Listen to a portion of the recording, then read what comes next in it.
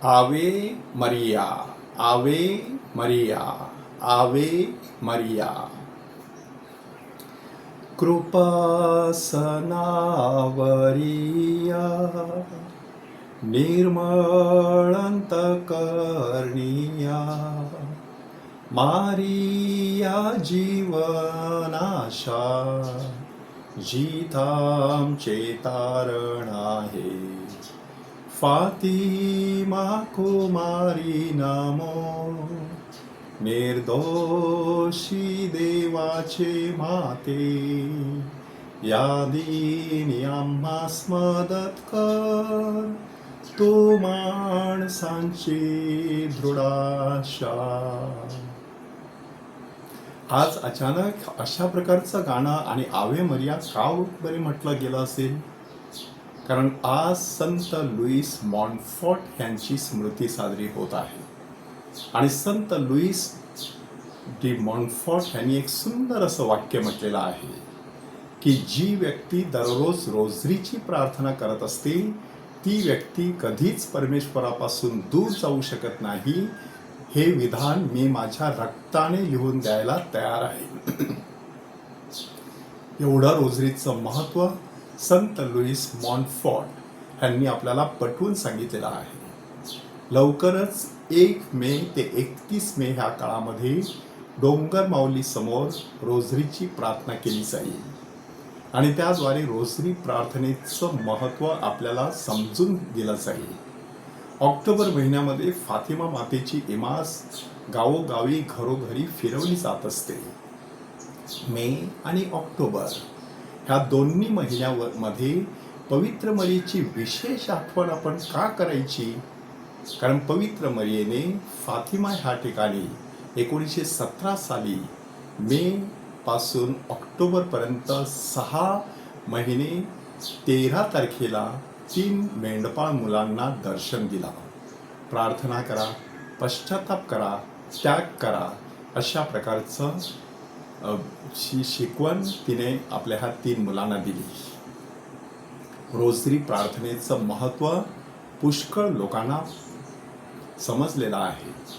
ह्या दिवसामध्ये मी मिशन भागामध्ये काम करत आहे आणि मिशन भागामध्ये काम करत असताना एका कुटुंबामध्ये मी भेट दिली आणि त्या लोकांनी सांगितलं, फादर आम्हाला बायबल वाचता येत नाही, परंतु आम्हाला रोजरी कशी करायची ते शिकवण्यात आलेलं आहे आणि त्यामुळे प्रार्थना म्हटली म्हणजे रोजरी हे जणू काही एक समीकरणच इथे झालेलं आहे. तर रोजरी प्रार्थनेचं महत्त्व बऱ्याच लोकांना कळलेलं आहे. काहींचं व्यसन सुटलेलं आहे, काहींना चांगलं आरोग्य मिळालेलं आहे, काहींचे हेतू पूर्ण झालेले आहेत, काहींना काही धोक्यांपासून संरक्षण मिळालेलं आहे. समोरासमोर हल्ला होत असताना आपण मात्र बचावलो अशा प्रकारचा अनुभव त्यांना आलेला आहे. आपणापैकी काही लोकांना आठवत असेल, सर्वसाधारण 50 वर्षांपूर्वी बँड्रा ह्या ठिकाणी घडलेली ही घटना.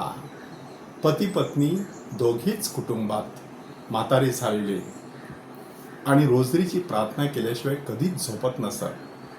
त्या दिवशी मात्र शनिवारी संध्याकाळी ते पार्टीला गेलेले. येताना थोडासा उशीर झाला, 11 सव्वा 11 झाले असतील. ती त्याला सांगते, आपण रोजरी केल्याशिवाय झोपायचं नाही. तो तिला सांगतो, परंतु मी थोडीशी दारू घेतलेली आहे, अशा परिस्थितीत मला रोजरी करायची वाटत नाही, तू एकटीच रोजरी कर.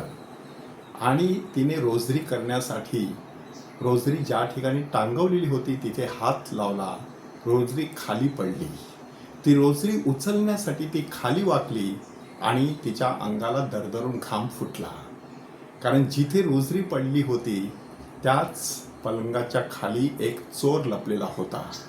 त्या चोराच्या हातामध्ये तळपता सुरा होता. ह्या दोघांचा खून करायचा आणि त्यांची मालमत्ता लुटायची असा प्लॅन घेऊन तो त्या ठिकाणी लपलेला होता.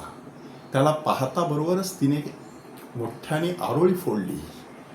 तो माणूस देखील ताबडतोब बाहेर येण्याचा प्रयत्न करत होता, परंतु पतीने मात्र त्याला जख्ख पकडून मेढीला बांधून ठेवलं. पोलिसांना पाचारण करण्यात आलं आणि त्याला पोलिसाच्या ताब्यात देण्यात आलं. ही घटना वर्णन करत असताना ते कुटुंब काय म्हणतं बघा. की त्या दिवशी रोजरीचा विचार आम्ही पूर्णपणे टाळला असता तर कदाचित त्या दिवशी आमचा मुडदा पडला असता. परंतु रोजरी घेण्याचा नुसता अवकाश आणि आमचा दोघांचं रक्षण झालं. पवित्र मरिया विविध प्रकारे आपल्या जीवनामध्ये अशा प्रकारे आपलं रक्षण करत असते.